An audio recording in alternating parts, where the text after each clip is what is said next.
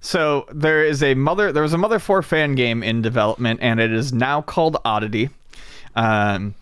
It's moving along. It was originally, it was being put together in 2014,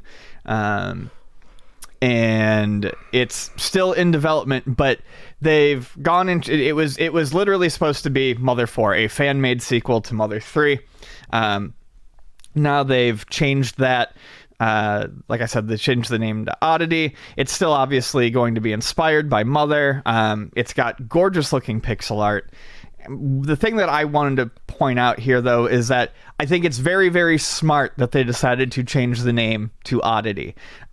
We've talked about this on the podcast multiple before. times. We've seen Pokemon games. Yeah, we've seen the Pokemon fan games. All sorts of things get, DMCA'd by Nintendo, cease and desist.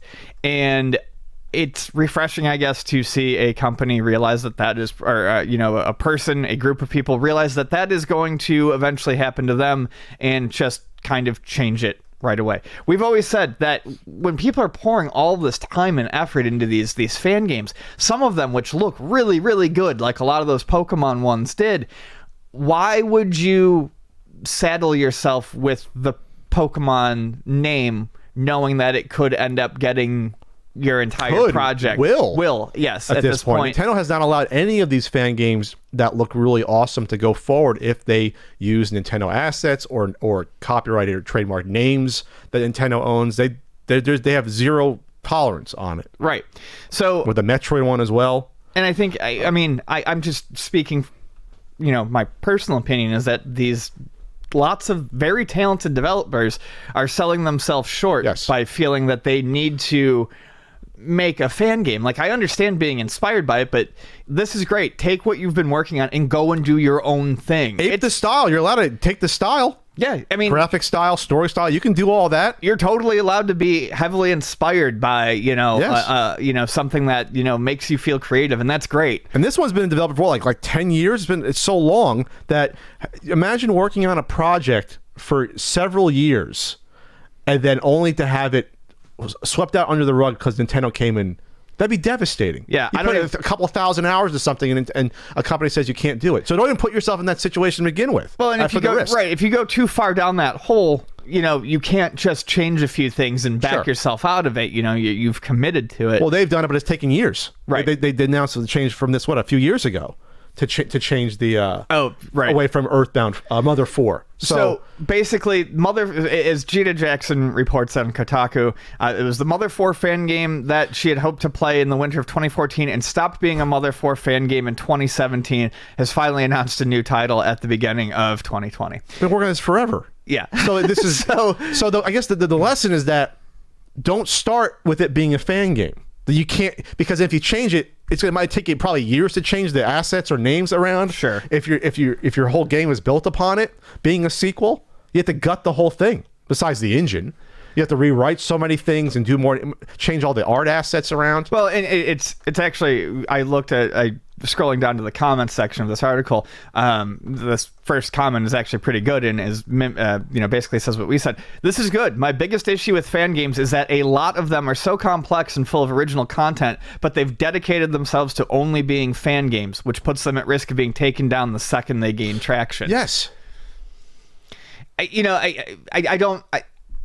Like I said, I understand fandoms and stuff like that, but once you've put that much time in, I don't think you need to rely on being like, oh, it's a Mother fan game for people to play it.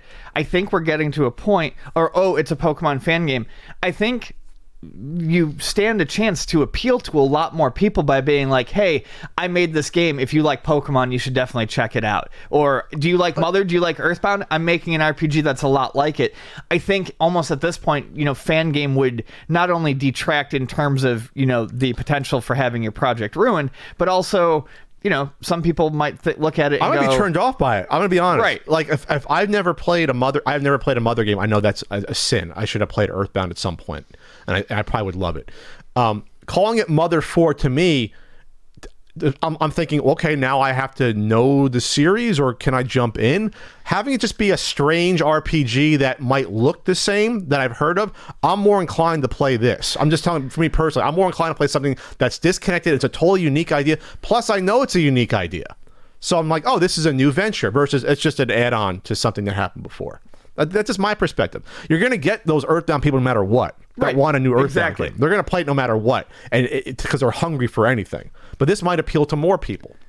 Yeah, and it's like I don't have an, fan game. Fan game does make it sound like you need to already be invested in what it's mimicking. And whereas you can say, hey, this game is like Pokemon, and I'm like, okay, well, maybe I'll jump in here since I've never played a Pokemon game, so this is a clean start. And plus, I have obviously played Pokemon. I'm just saying, anything with fan in front of it, whether it's like fan fiction, you have the idea that it's sort of could be hacky just from the connotation of it. You don't know what the quality is going to be, if it's going to live up to, someone in the comments says, they had the gall to call themselves Mother 4. And I'm like, I kind of get that, because what if the game isn't nearly to the standards it would have been if like the original IP owners put it out? Like what if it wasn't? Right. Then you're calling it something that you don't deserve to call it anyway. You're taking the legacy of something, using it for marketing and for a look, but now you're also applying the name of it on top of that. That is kind of ballsy to do that.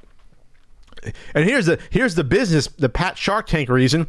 Now you can get compensated and sell it. Right. True. And get rewarded for your 8, 9, 10 years of work you put into a project. Now maybe you can start your own business venture, be your own studio, or at least get compensated for your time and put that money into something else in the future, another game or a DLC add-on or what have you. Like that just makes sense for your life to do that. So there you go. So the trailer's out, but they say we don't know when it's coming out. It'll be out when it'll be out when it's done. There you go. But at least it's in a positive direction. You'll be able to probably buy it on Steam eventually. Right. Nintendo can't just slap them away. Here. The pie in the sky would be Nintendo be like, oh, maybe Nintendo says, oh, we'll hire these people to work on the new game. No. That could happen, but it could. The stranger things have happened with that there. All right. So are you a big Mother guy? Are you in the Rue level? No, not at all. Not at all. I like it, but I mean, I'm not. Would I like it, you think, for an RPG? Probably. It's goofy enough and kitschy enough. Yeah, that's the thing. Any RPG that isn't just like medieval knights and bullshit and Final Fantasy stuff. It's like I'm automatically at least a little bit more interested in that because at least it's trying to do something different.